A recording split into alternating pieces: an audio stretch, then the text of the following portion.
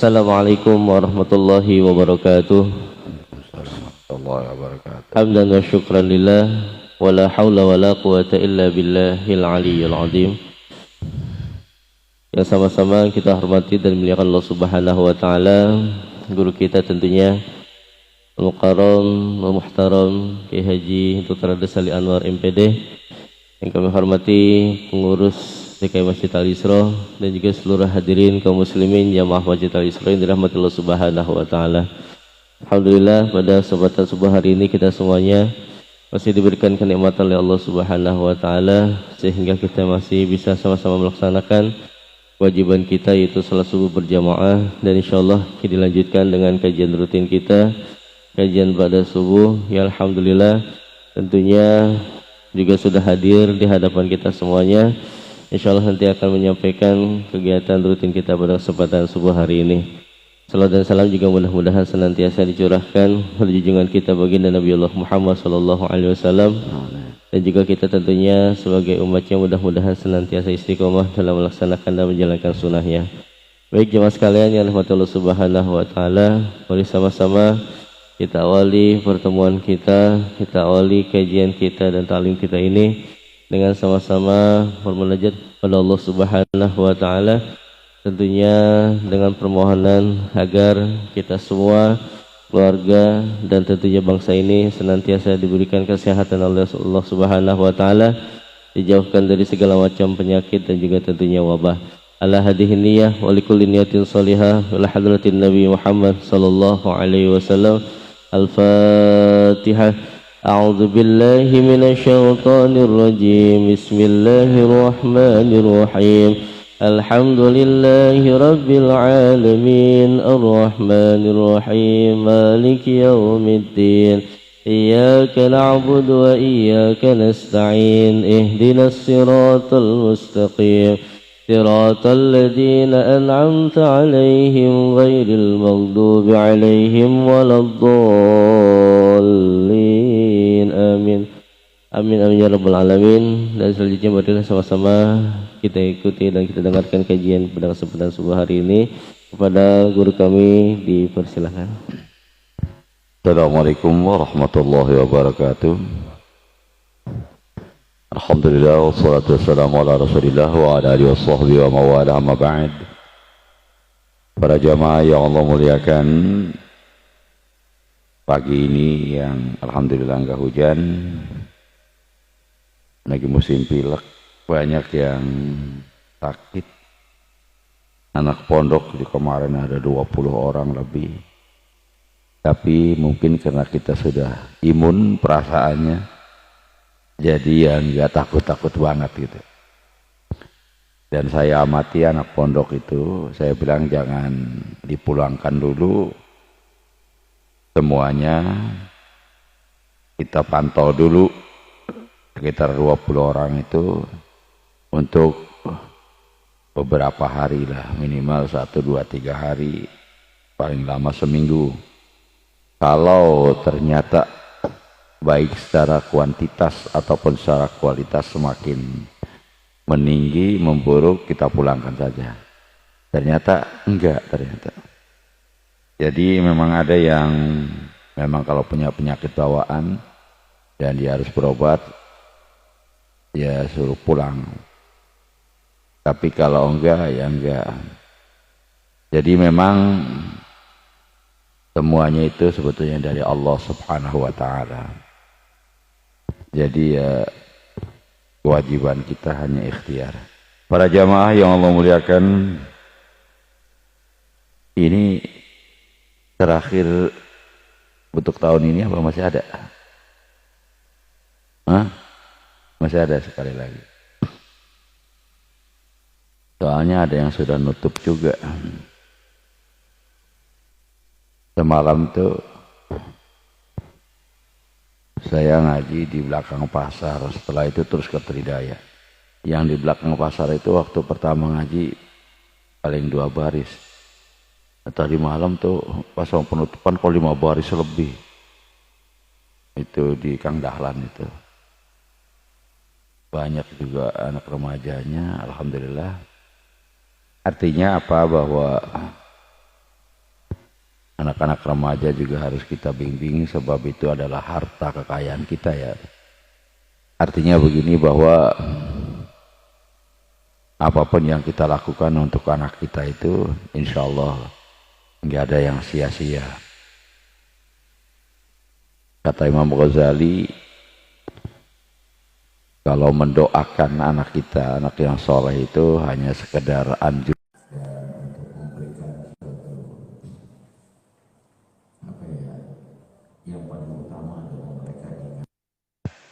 kepada kita dan yang sudah meninggal itu. Tapi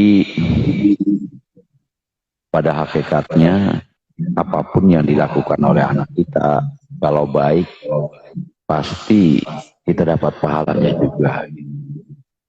Jadi meskipun gak mendoakan tapi dia berbuat baik, kita dapat kiriman juga. Sama dengan kita nanam pohon mangga umpamanya, kita sudah meninggal, mangganya masih ada manfaatnya, ada buahnya, dimakan orang atau dimakan hewan pun itu kita dapat pahala gitu. Jadi termasuk usaha kita, termasuk jariah. Jadi wa'alaisa lil-insani illa ma sa'a, itu bahwasanya sebetulnya sangat luas masa apa yang kita lakukan itu. Sama dengan dosa itu, wala taziru wa ziratu wizra ukhra. Seseorang tidak akan menanggung dosa orang lain. Artinya di akhirat nanti yang akan kita pikul ya dosa kita masing-masing. Bukan dosa orang lain kemudian ditumpukan pada kita. Tetapi ada juga dosa yang memang dilimpahkan dari orang lain kepada kita karena kita punya tanggungan. Pokoknya kita punya hutang di dunia ini, niatnya nggak bayar, keburu mati, nanti di akhirat itu. Tapi kalau niat bayar, tapi keburu mati, nanti Allah yang akan bayar ya. Itu kalau yang hutangnya punya pahala diambil, ya sesuai dengan hutangnya berapa terserah Allah sendiri yang hitung, gitu ya. Kalau ternyata dia nggak punya pahala sama sekali, dosa yang hutangin diambil sesuai dengan kadar hutangnya berapa. Jadi yang penting niat itu sangat penting. Para jamaah yang Allah muliakan, malam ini saya mau mengambil kesimpulan dari apa yang pernah kita pelajari, bahwa rasa takut dan harapan itu harus betul-betul kita jaga. Sebab rasa takut itu yang kunci utama. Harapan juga sama. Ibarat burung itu dua sayap, bisa terbang tinggi sampai ke tempat tujuannya itu kalau sayapnya ini seimbang, semuanya utuh. Ya mungkin kadang kalau mau belok ini lebih kenceng, ini kendorin. Tinggal situasi, soalnya kalau kenceng terus sama nggak bisa belok ya. Jadi kadang-kadang berhenti. Saya kira pesawat itu sayapnya itu keras gitu. Saya kan duduk di pinggir jendela yang pas sayap. Waduh patah nih, kayak saya mau udah depan aja. Ternyata bisa melengkung begini, bisa itu. Itu ya untuk keseimbangan. Rasa takut itu sangat penting itu. Sehingga dalam Al-Quran disebutkan waliman khaufa maqama rabbih jannatan. Untuk orang yang takut kedudukan Tuhannya ada dua kebun. Jannat untuk kebun asalnya. Kenapa kebunnya yang dijadikan iming-iming? Sebetulnya ya kalau sebenarnya surga itu mala ainun ra'at wala udhunun sami'at wala khatara ala qalbi bashar. Sesuatu yang tidak pernah dilihat mata, tidak pernah didengar oleh telinga, dan tidak pernah terlintas dalam bayangan kita. Adapun divisualisasi, ada makanan, ada buah itu untuk agar kita bisa ada gairah untuk membayangkan bahwa di sana ada kesenangan, ada kebahagiaan. Sebab kalau surga itu apa? Yang nggak pernah dilihat mata, nggak pernah didengar. Kita bengong, nggak bisa tasawur. Bagaimana bisa tasdik? Biasanya kita itu kadang-kadang dulu waktu muda nggak pernah baca itu ya, novel cinta itu, apalagi stensilan. Nggak ada orang yang kita baca itu, kita bisa bergerak-gerak gitu karena bayangan. Ya, ya saya juga pernah muda gitu ya. Jadi orang normal saya juga gitu. Kalau udah baca itu, dan itu satu novel tuh bisa hafal gitu. Terus api di Bukit Menoreh, itu ada Jaka Tingkir itu. Kenapa gitu? Jadi setelah baca satu buku itu, saya bisa cerita intinya yang paling utama. Tapi kalau baca kitab, satu lembar aja puyeng banget itu, nggak masuk-masuk. Masalahnya ternyata konsentrasi itu sebetulnya yang membuat. Gampangnya kalau kita ngerekam itu, alat rekamnya itu bagus gitu, sensitivitasnya itu kuat sehingga bisa terekam dengan baik, sinyalnya juga kuat gitu. Kalau sinyalnya redup-redup, otaknya redup-redup ya. Dan paling utama adalah konsentrasi. Saya kalau lagi baca novel begitu tuh, kalau ada teman datang terus apalagi ngajak bercanda, wah, terus langsung nyari di pojok aja. Tapi kalau lagi belajar, kalau ada teman datang, malah ngobrol. Jadi konsentrasi kita kurang di situ ya, nggak masuk seret begitu. Makanya sampai Imam Syafi'i itu syakautu ila waqi'in su'ahibzi fa'arsadani ila tarkil ma'asi. Saya mengadukan kepada Kiai Waqi bahwa saya itu buruk hafalannya. Kemudian dia menyarankan agar aku meninggalkan maksiat. Kenapa? Sebab orang kalau banyak maksiat itu pikirannya itu kesono cabang, jadi nggak bisa konsen. Dokter waktu masih muda umpamanya kuliah bareng cewek cantik. Dosen ngomong apa bodoh amat, tar aja soal ujian mah ya lulus apa enggak gitu, yang penting. Nah ini apalagi bayangan-bayangan termasuk makanan yang enggak benar, sebab asyaiton yajri majrad dam, setan itu berjalan mengikuti peredaran darah. Nah setan itu suka yang buruk-buruk, yang kotor-kotor. Darah kita itu ya bagi kita secara medis mungkin ya, makanan yang bergizi, lezat, itu akan membuat tubuh dan darah kita itu ya bagus, normal. Itu secara medis. Tetapi bahwa secara agama enggak. Harus dilihat juga halal apa haram. Halalan thayyibah. Jadi kalau orang itu makanannya haram, minumnya haram, pakaian yang dipakai haram, terus kemudian berdoa ya Rabbi ya Rabbi ya Rabbi, fa anna yustajabulah, kata dalam hadis, bagaimana bisa diijabah, orang kotor semua. Jadi ibarat kita datang ke seorang raja, kita pakai baju pakaian pakai segala macam kotor gitu ya, terus mendekat pada seorang raja, tentu saja para penggawa atau apanya akan menghardik kita gitu. Ya seperti itulah yang nggak disamakan Allah dengan seperti itu, bukan bagi bagian kita.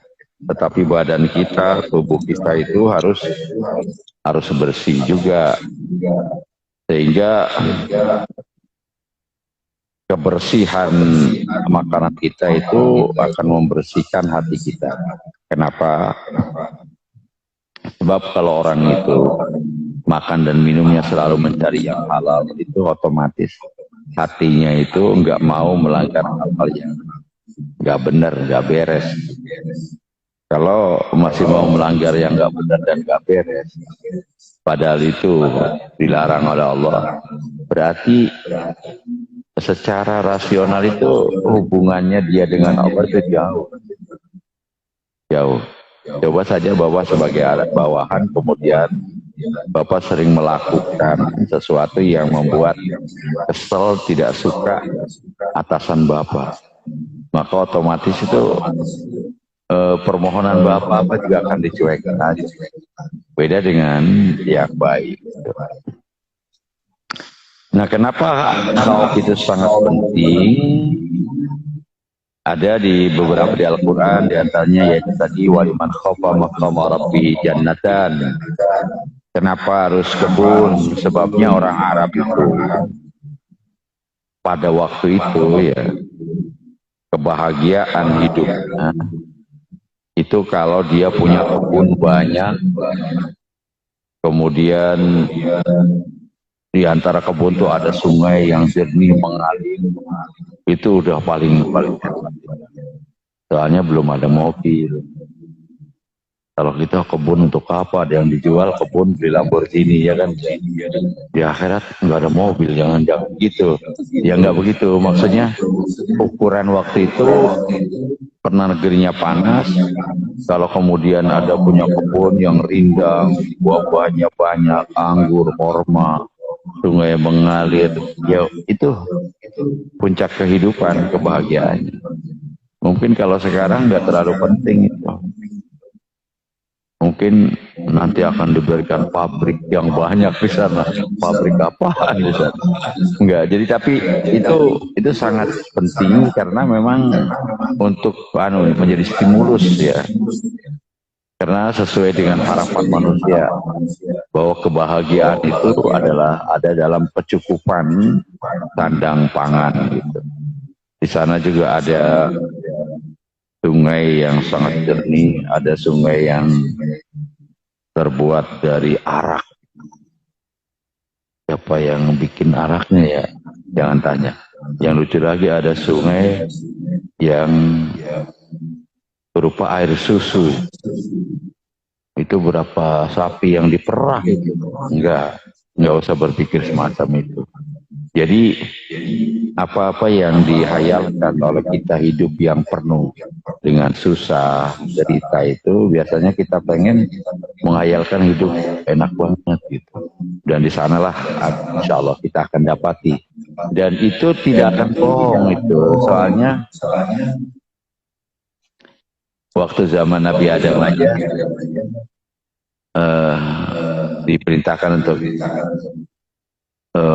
waktu itu kerjaan tawakula minha ragadan haitsu syi'tuma.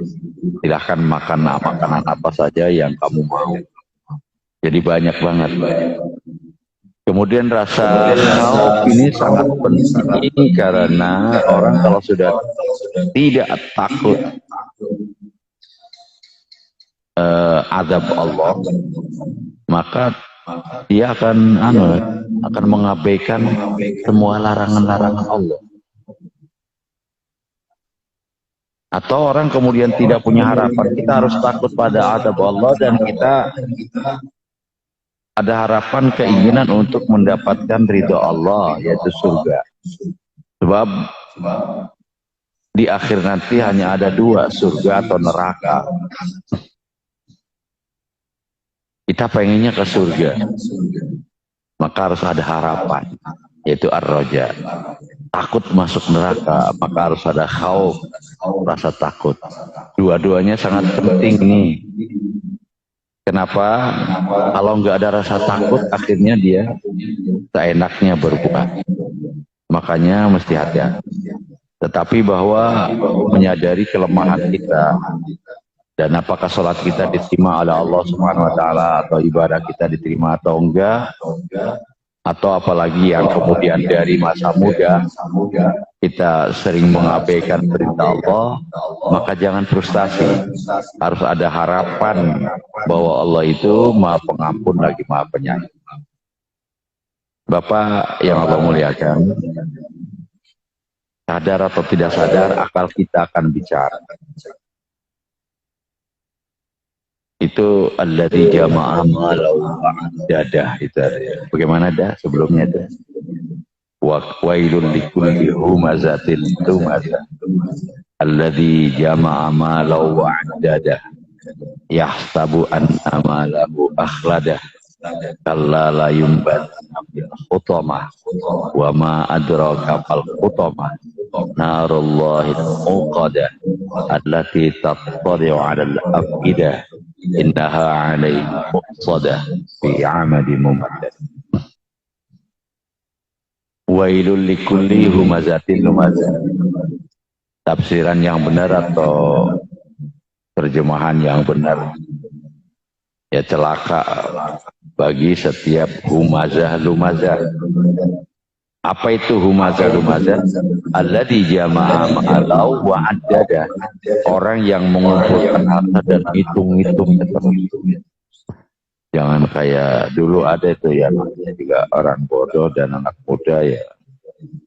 Saya dulu waktu tahun 80-an dari 879 saya di Jakarta. Waktu itu daerah Selipi itu belum ada itu jembatan yang malang melintang, Tomang.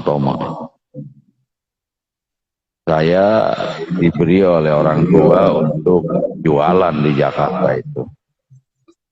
Jualannya di Tulodong dekat arah pesantren Darul Rahman. Itu laris banget ya Allah. Tapi capek juga dengan teman itu. Karena orang aneh, orang beli beras suruh dipanggul, dibawa, padahal jauh ya Allah. Tahu-tahu itu di pokok katakanlah yang saya ngontrak itu, kok banyak garam, banyak apa, ini apa? Ternyata ada yang iri hati dan yang membuat saya bangkrut.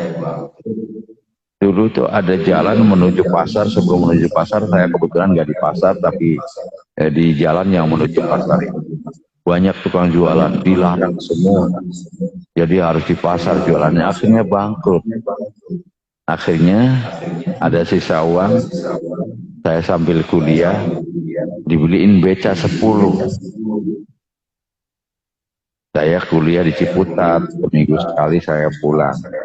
Puyeng juga. Beca 10 itu kadang-kadang kok nggak ada 2, mana? Ada di Komdak, Pak. Jadi digaruk gitu ya. Diurusin, ditebus lagi. Puyeng juga itu. Kamu kok sering digaruk mulu.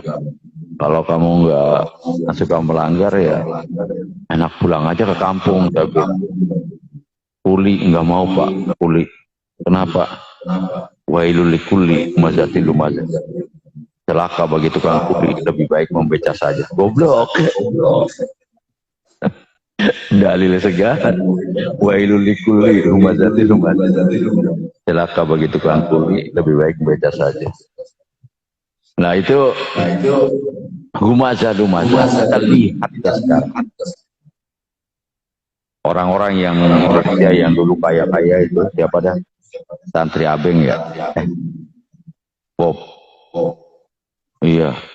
Anak tuh sekarang nggak ada. Dulu Korun itu punya gudang yang kuncinya aja dipikul 40 orang yang kuat-kuat. Bukan kuncinya gede banget digotong. Jadi saking banyak. Katakan waktu itu kalau mau main satu kunci kan orangnya gede, setengah kilo dah. Jadi kalau satu orang itu bisa mikul 50 kilo berarti 100 kunci. 100 kunci kali 40 orang. Berapa itu? 100 kali 40. 4.000 ya? 4.000 ya? 4.000 benar. 4.000 gudangnya. Isinya apa? Emas dan perak. Ini di Al-Quran. Wa inna mafatihahu latanu'u bil usbah uli quwwah. Kuncinya itu dipikul oleh uli usbah latanu'u. Usbah itu bahasa Arab itu minimal paling sedikit 40 orang, itu namanya usbah, rombongan. Bila usbah ulil quwwah. Tapi sekarang mana orang-orang yang kaya, yang rumahnya tinggi-tinggi, tingkat, mobilnya mewah, kalau sudah mati ya udah, nggak ada yang dibawa. Jadi dari bersabar atau khauf, roja, kalau begitu kita harus apa gitu? Ya kita itu hanya mampir kok. Kita mati itu enggak mati. Bapak kalau mau tidur doanya pada Bismikallahumma ahya wa bismika amut. Bangun tidur. Alhamdulillahilladzi ahyana ba'dama amatana wa ilaihin nusyur. Apa artinya? Bismikallahumma ahya, dengan namamu ya Allah aku hidup. Wa bismika amut, dan dengan namamu aku mati. Bangun tidur. Tadi apa? Alhamdulillahilladzi ahyana. Segala puji milik Zat yang menghidupkan kami ba'dama amatana, setelah mematikan kami. Jadi orang mati itu sama dengan orang tidur. Cuman kalau orang tidur tuh ada roh yang keluar jadi mimpi. Ada lagi roh yang kalau keluar tuh mati. Fayum sikul lati qadha ajalah, ada di dalam Al-Quran. Jadi ada roh yang kalau keluar itu mati. Tapi orang mati itu enggak merasa dirinya mati. Kayak orang mimpi enggak merasa dirinya tidur. Jadi pas dek mati itu, saya udah pernah cerita ya, bahwa teman saya cerita tetangganya itu habis dari kebun, terus perasaan dia pergi ke warung mungkin beli kopi atau rokok. Pulang-pulang itu di depan rumahnya banyak orang jerit pada nangis. Dia bingung ada apa ini, ditanya setiap orang nggak ada yang jawab. Nggak ada yang jawab, akhirnya dia penasaran. Apa sih itu yang ditangisin? Dirubung-rubung, akhirnya dia deket-deket, atau dia bangun. Ternyata dia yang ditangisin itu. Perasaan dia dari kebun itu melempar cangkul gitu. Padahal badannya dia jatuh ke situ. Jadi pingsan, mati suri. Gitu. Nah kita kalau meninggal itu ruh kita itu masih bisa melihat kita, mendengar kita, bahkan lebih tajam, tembus pandang. Al-ana kasyafna anka ghita'ak wa basarkal yawma.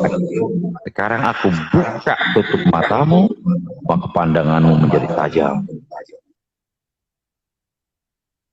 Ini belum ada ya, yang masih hidup sendiri ya. Semuanya ada punya bini ya. Ada ono-ono yang pojok belum nikah. Nah, belum nikah ya, belum ya. Tong nanti kalau nyari bini gak usah yang cantik-cantik. Terbini cantik, lu mati duluan, dia kawin lagi. Kamu lihat panas gak? Teman saya dia bilang, pokoknya kalau gua mati bini gua kawin lagi, gua bacok dia. Gua udah mati mau bacok. Jadi masih bisa melihat, makanya ada korelasi. Innal mauta la yu'adzabu fi qabrihi bi bukai. Orang mati itu tersiksa di alam kuburnya sebab tangisan keluarganya di rumah. Sekarang kalau kita kubur, ada orang dikubur di Kerawang atau di Sandiago Uno, apa deh? Iya, di sana. Lah kok bisa tersiksa? Kan jauh rumahnya di sini. Orangnya pada nangis di rumahnya. Itu karena bisa mendengar, bisa melihat. Jadi kita itu pindah ke alam barzakh. Barzakh itu menurut lugah alamun baina alamain. Suatu alam di antara dua alam, alam dunia dan alam akhirat. Di tengah-tengah ada alam barzakh yang memisahkan antara dunia dan akhirat. Barzakh itu kalau kita tulis barzakh YouTube atau Google, maka akan keluar ada videonya. Bagaimana itu ayatnya yang marajal barzakhul la yabghiyan. Ada dua lautan yang saling bertemu, tapi di antara dua lautan itu ada barzakh, di mana satu sama lain tidak bisa intervensi. Kalau Bapak coba antar pulang ya, tulis makna barzakh atau barzakh yang ada lautan. Ini laut sebelah sini biru airnya, sebelah sini tuh agak kecoklatan. Itu ngumpul jadi satu, tetapi warnanya sebelah sini tetap biru, sebelah sini tetap coklat. Sebab ada barzakh di situ. Coba Kak Bapak, air kok bisa begitu? Sekarang Bapak bikin kopi, terus yang sebelah sayur asam, Bapak satuin, pasti nyampur ya. Kalau ini enggak, ada lautan yang ada barzakh. Nah ini ada alam barzakh itu. Jadi siksa kubur itu maksudnya siksa di alam barzakh. Jadi jangan orang dikubur terus kasih mic, pengen tahu jeritnya gimana, enggak. Jasad jadi kubur, tetapi rohnya itu rohnya nggak mati. Terus ke alam barzakh nunggu. Dan itu sebentar banget itu, orang-orang yang jauh meninggal itu. Perasaan dia ya lagi tidur, mimpi. Makanya di surat Yasin, wa qalu man ba'atsana min marqadina. Hadza ma wa'ada ar-rahman wa sadaqal mursalun. Mereka berkata, siapa yang bangunin kami dari tidur kami? Jadi perasaan tidur. Kalau begitu nggak ada siksaan. Bukan, orang tidur kan ada mimpi. Kalau orang yang beneran dapat mimpi nikmat, pamannya di sana makan apa ya? Makan pepes ikan mas sayur asem, jengkol muda. Yang nyuguhin bini muda juga enak banget rasanya, tidak enak banget. Nah, tetapi kemudian di sana juga pernah dimimpi umpamanya dikejar-kejar anjing, kita kan takut juga itu ya, siksa. Apalagi ada umpamanya saya pernah mimpi ketemu sesuatu yang menakutkan. Perasaan saya itu, kok saya bisa membayangin itu kuntilanak padahal saya belum pernah lihat, karena cerita orang jadi ada imajinasi. Wah, takut banget saya. Takut beneran, takut. Ya orang harus punya rasa takut. Kalau nggak punya rasa takut emang batu. Takut karena istri saya lagi di Jakarta, saya tidur sendirian. Saya entah kenapa ya. Kalau dari sebelum tidur lampu dimatiin itu biasa aja. Tapi kalau tidur nyala, tiba-tiba mati lampu, langsung sesak napas. Saya pernah waktu di Rembang, lagi enak tidur begini, habis membayangin sendirian ada jin. Biasanya di pesantren kan ada begitu. Tapi saya udah niat, pokoknya kalau jin datang, saya akan baik-baikin dia dah, suruh nyari duit dah. Gitu, karena dibotok kan gak punya duit. Pas lagi mau bayar begitu, tes tidur, listrik mati tuh. Saya langsung sesak napas, saya buka pintu, saya lari jauh banget ke jalan raya gitu. Jalan raya kan pasti ada lampu itu, lampu jalanan. Baru bisa napas, aneh kan ya. Nah itu orang yang meninggal itu juga ada yang seperti orang tenggelam. Mal mayitu fil qabri illa kal gharq al mughawwis. Orang meninggal itu sama dengan orang tenggelam minta tolong. Udah ada percaya aja. Kita kan belum pernah mati ya. Kalau yang ngeri gitu saya percaya aja dah ada beritanya. Yang pokoknya yang gak enak itu. Pokoknya ada orang bilang tai kucing tuh rasanya asem. Ya percaya dah daripada suruh nyobain. Nah, gak mau, saya udah percaya aja. Tai kucing rasanya asem katanya. Memang baunya begitu ya. Tapi lebih baik percaya daripada nyesel nanti. Ya pokoknya bisa ngelihat terus kemudian nggak mati. Nanti dibangkitkan setelah kiamat. Dan di sana nanti kita rombongan itu. Masuk neraka rombongan, masuk surga rombongan. Waktu dihisab enggak? Jitumuna furada kama khalaqnakum awwala marrah. Kalian pasti datang kepada saya, kata Allah, sendiri-sendiri seperti waktu saya ciptakan pertama kali, sendirian. Tetapi setelah diadilin semua, ada yang masuk surga, ada yang masuk neraka, nanti tuh rombongan. Wasiqal ladzina kafaru ila jahannama zumara hatta idza ja'uha futihat abwabuha qala lahum khazanatuha salam qala lahum khazanatuha lam ya'tikum rusulun minkum yatluna ayati rabbikum wa yunzirunakum liqa'a yaumikum hadza. Jawabnya ada kafir. Jadi setelah itu, setelah diadili orang kafir, kemudian ada rombongan dimasukkan neraka itu. Zumaro dari kata zumratun, itu udah kelompok zumro.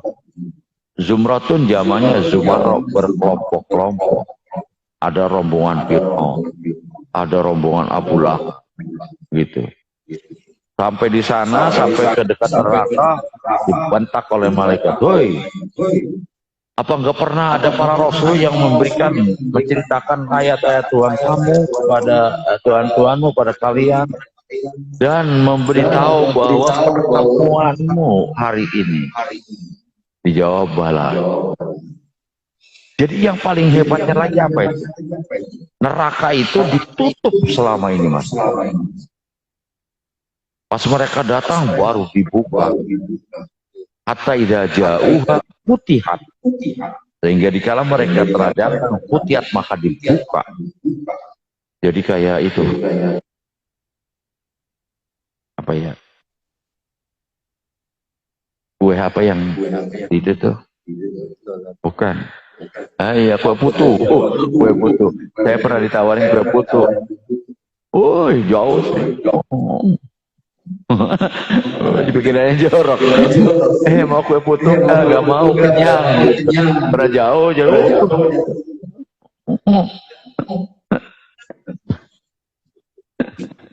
Orang jauh jadi gak bisa ketinggalan. Kue putu itu. Itu kan baru dibolongin doang, ditumpangin di situ. Tapi mateng, panas banget itu, asapnya doang. Nggak percaya ntar kalau ada tukang kue putu liwat ya, bapak dudukin dah. Kalau nggak mateng bolnya. Oh, itu baru hawanya doang, udaranya doang, panas banget. Tuh, ya Allah. Lah kalau surga enggak, wasiqal ladzina taqaw minal jannati zumara hatta idza ja'uha wa futihat abwabuha wa qala lahum khazanatuha salamun alaikum tibtum wadkhuluha khalidin. Digiring orang-orang dari surga menuju surga sehingga dikala telah dekat dengan surga dan pintu surga udah dibuka. Jadi kayak nunggu besan datang gitu. Udah disiapin di dalam. Assalamualaikum. Waalaikumsalam. Yaitum, beruntunglah kalian. Wadkhuluha khalidin, masuk surga bareng-bareng. Enak banget. Jadi ada kumpulan rombongan Masjid Al-Isra. Siapa ketuanya? Mana deh? Betul deh kayaknya. Bawa itu, bawa bendera. Dari mana benderanya? Ya udah ntar dapat sendiri di sana. Itu bukan saya ngomong atau ngomong ya. Yauman nad'u kulla unasin bi imamihim. Al-Quran itu. Di hari di mana aku panggil setiap orang bi imamihim dengan pemimpin-pemimpinnya. Ya pemimpin paling pusatnya kita Nabi Muhammad Shallallahu Alaihi Wasallam, rombongan Muhammad, kayak rombongan Rasulullah, rombongan jamaah haji dari Indonesia, ada yang dari Bekasi, rombongan ada yang dari, tapi semuanya kan rombongan dari Indonesia, rombongan Nabi Muhammad.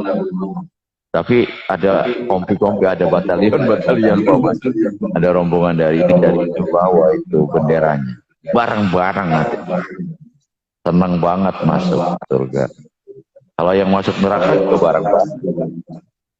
Dulu dosen saya pernah bilang orang kalau masuk neraka lama-lama nggak panas karena udah imun. Imun katanya. Bisa jadi benar itu ya. Kalau kita kalau Bapak pernah belajar silat atau anak tuh karate kan sering latihan itu.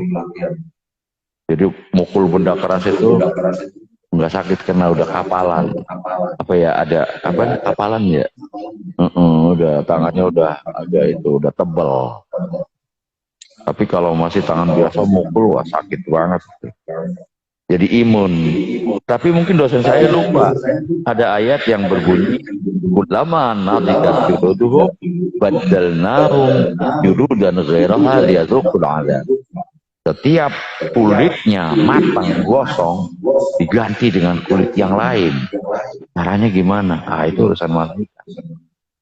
Diangkat, diganti seret, utuh lagi, ikat lagi, dilempar lagi kayak orang mancing. Bentar, mohon waktu sebentar, mau ngapain? Lu pengen ngopi dulu, rokok nggak bisa. Bentar, habis ini boleh. Di sana nggak bisa langsung terus gitu. Jadi panas lagi. Nah ini dosen saya nggak baca rupanya itu waktu di UIN. Nggak baca ayat itu.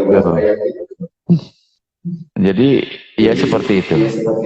Dan ini penting harus kita ada rasa takut. Kalau enggak, ya silakan aja.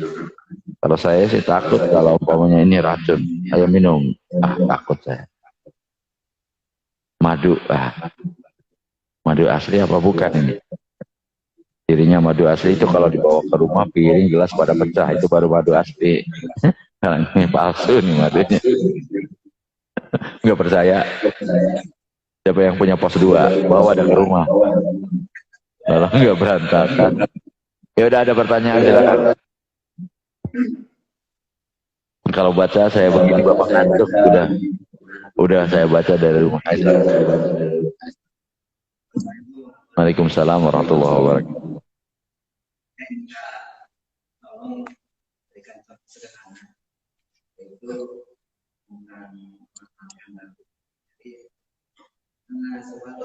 Kan? Iya. Iya.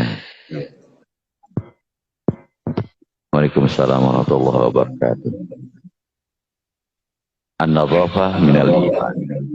Kalau saya lihat itu di buku-buku pesantren, setiap buku fikih itu pasti bab pertama itu tentang an-nadhafah. An-nadhafah minal iman. Nah, kemudian kebersihan itu ada yang lahiriah dan batiniyah. Kalau yang lahiriah itu kajian fikih, yaitu bersih dari najis gitu. Jadi baju kotor, kalau kotorin cuma kotor kena tanah apa sholat ya tetap sah gitu. Jadi nadhofah di sini minan najasa. Jadi an-nadhofah minal iman, kita harus menghindari najis-najis itu. Tetapi tentang najis itu sendiri juga berbeda-beda. Kalau Imam Bistaqri mengatakan kullu dzarki ma yu'kalu lahmuhu layan jusu rasul. Segala binatang yang halal dimakan dagingnya maka tidak najis kotorannya. Ada pendapat begitu. Soalnya ada bi'ri bidoa itu di mana sumur di sana itu bukan kayak sumur di kita yang kemudian dikerek itu. Jadi bikin sumur itu mungkin bisa 40 meter atau 30 meter. Jadi bikin sumur itu kayak bikin jurang gitu terus ke bawah supaya orang ambil itu bisa masuk ke itu gitu, baru sampai air. Nah itu sering ada onta, ada apa pada datang ke sumur itu minum dan kencing, tapi kemudian dianggap al-maula yunajisuseun. Tapi ada juga hadis lain yang bahwa illa mataghayyara launuhu au tamuhu au rihuhu, berubah itu. Nah, jadi kalau an-nadhafa minal iman diartikan sebagai suci badan kita dan baju kita dari najis, maka ya karena kalau badan kita atau baju kita najis, ibadah kita enggak sah, maka nadhafa termasuk iman. Tetapi juga ada yang kajian tasawuf, nadhafa di sini adalah bersih hati kita dari sifat utamanya itu iri hati, dengki, pokoknya sifat-sifat yang bisa membahayakan diri sendiri atau orang lain itu harus bersih. Dan itu ya sulit. Jadi kayak kita sering kotor, maka kita juga harus sering nyuci. Makanya sholat 5 waktu itu untuk diantaranya membersihkan dosa-dosa kita sehari. Di dalam hadis yang artinya itu, apakah kalian kira-kira kalau di depan kalian itu ada sungai yang jernih, kemudian kalian mandi setiap hari 5 kali, kira-kira masih ada kotor nggak di badan kalian? Nggak ada. Begitulah perumpamaan sholat. Tapi sholatnya yang beneran, gitu. Sama dengan mandinya yang beneran, jangan ini mau mandi di air kotor malah. Jadi ya tambah itu.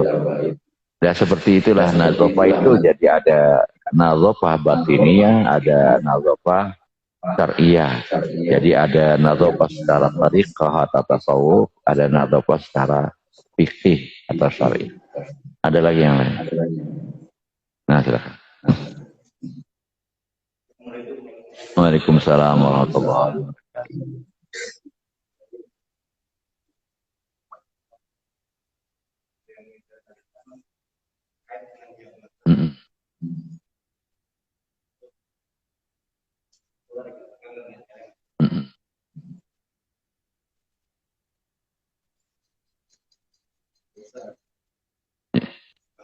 Ya, terima kasih. Saya agak mengkritisi, mohon maaf, ceramahnya Kang Uwas karena terlalu gegabah. Jadi kita menjadi pegawai negeri itu boleh nyogok, sebab kita masing-masing punya hak. Itu terlalu luas ngomongnya, seharusnya dibatasi. Ya memang seperti umpamanya motor kita dipegang oleh atau ditangkap oleh polisi, mau dipenjara, kita bolehlah ngasih 50 atau 100 ribu supaya motor kita nggak ditahan, itu di dalam kitab Asbawan Nadhair boleh. Tetapi kalau untuk pegawai negeri itu kita lihat dulu. Sekarang formasinya umpamanya berapa yang harus diterima, 20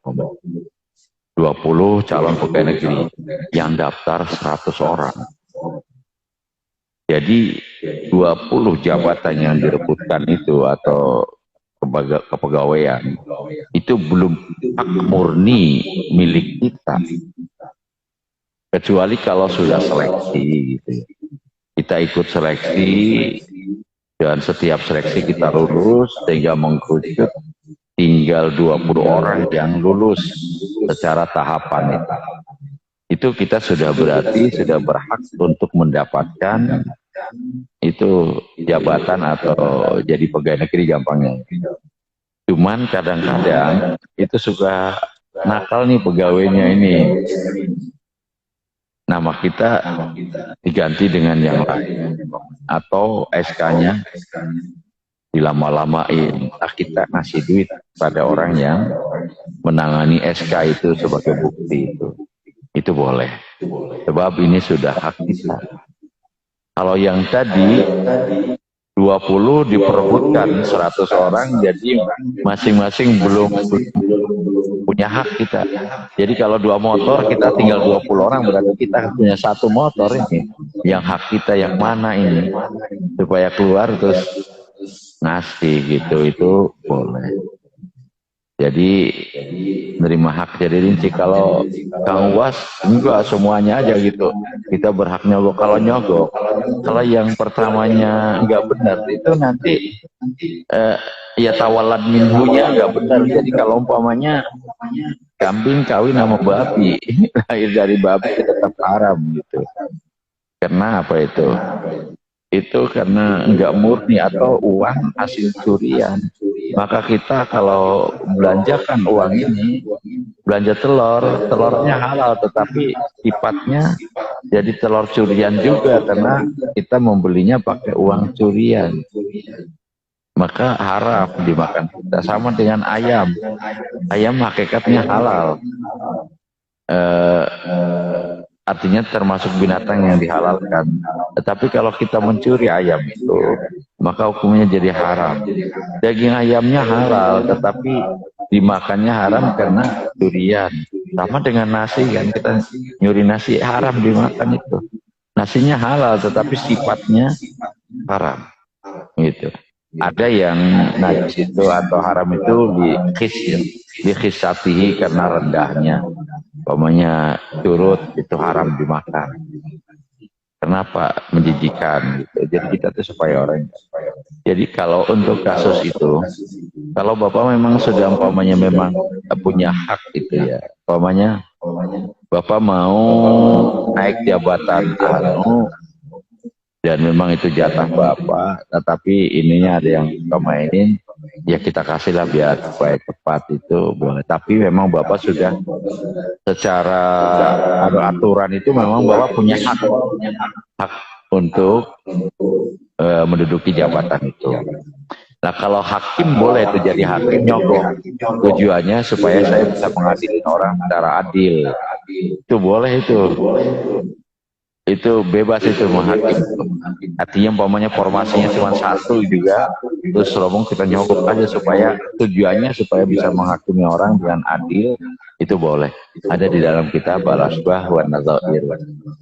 Jadi ada riswah yang diperbolehkan.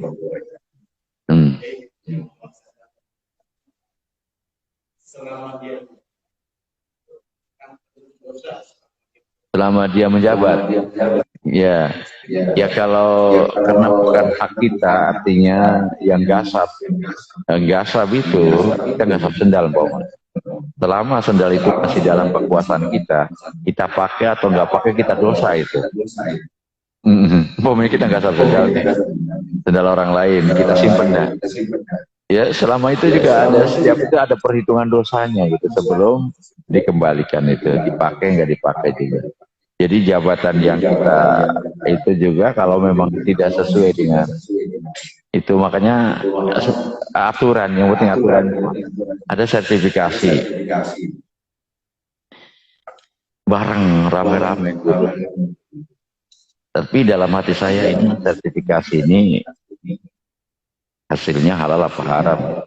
Karena menurut aturannya, umpamanya saya jurusan ngambil bagian jurusan sejarah, itu minimal 20 Pak ya, 20 jam.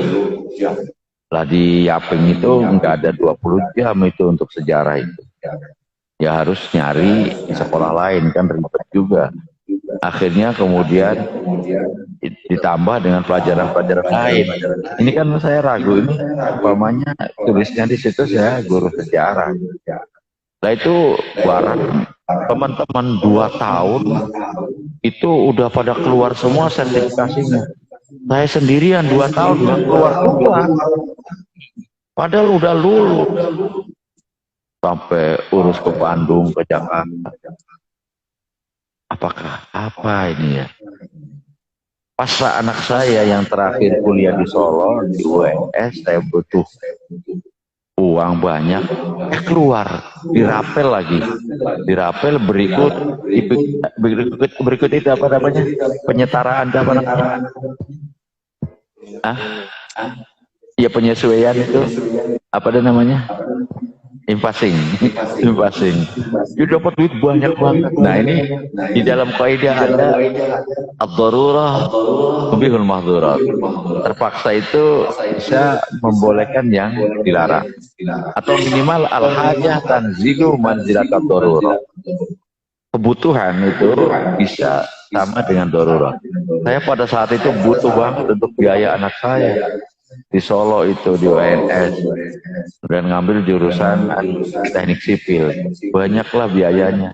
Tiba-tiba berak, ya udah setiap bulan untuk sholat begitu. Ya saya ngajar sih ngajar sesuai, dan kalau itu dihitung ya yang guru-guru yang lain juga sama posisinya seperti saya sebetulnya.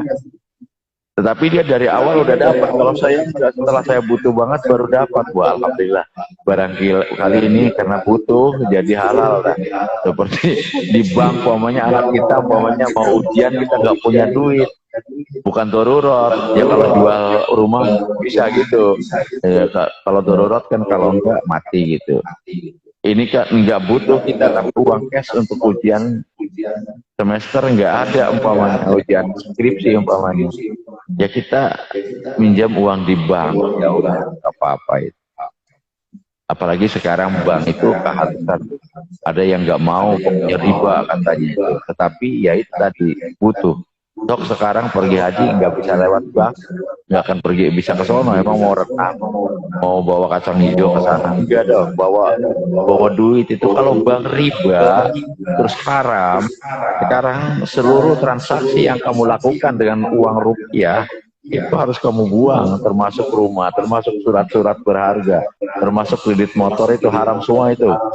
Rumah-rumah juga, termasuk apa yang kamu pakai dari uang rupiah kita itu ya haram semua. Berani nggak saya bilang, enggak juga. Ya udahlah, ya pokoknya diberi keringanan Allah. Jadi al-hajah taksidu man tidak ad-darurah. Dan sekarang itu setiap negara manapun yang anti perbankan umpamanya, ya sudah hancur ekonominya. Sebab ada istilahnya ada giro, ada segala macam. Apalagi kalau umpamanya transaksi dengan orang luar negeri atau baik impor ataupun ekspor masih melalui itu. Kalau enggak hancur negara itu. Nah kalau sudah hancur begitu ya jadi ad-darurah tubihul mahdzurat. Jadi ya yang penting hati kita nggak ada keinginan untuk terpaksa. Sudah cukup. Saya semalam pulang jam 1 baru tidur terus bunyi itu apa itu alarm. Waduh. Ya alhamdulillah. Semoga kita semua sehat semua dan kita selalu ya usahakanlah setiap hari itu adalah satu amal yang betul-betul ikhlas karena Allah. Siapa tahu itulah yang bisa menjaga kita dari api neraka.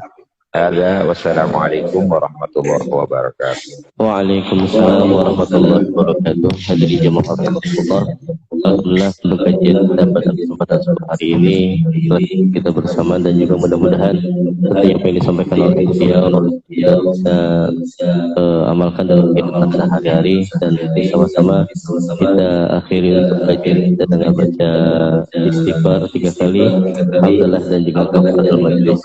Astagfirullah Al-Azim, Astaghfirullahaladzim, Astaghfirullahaladzim.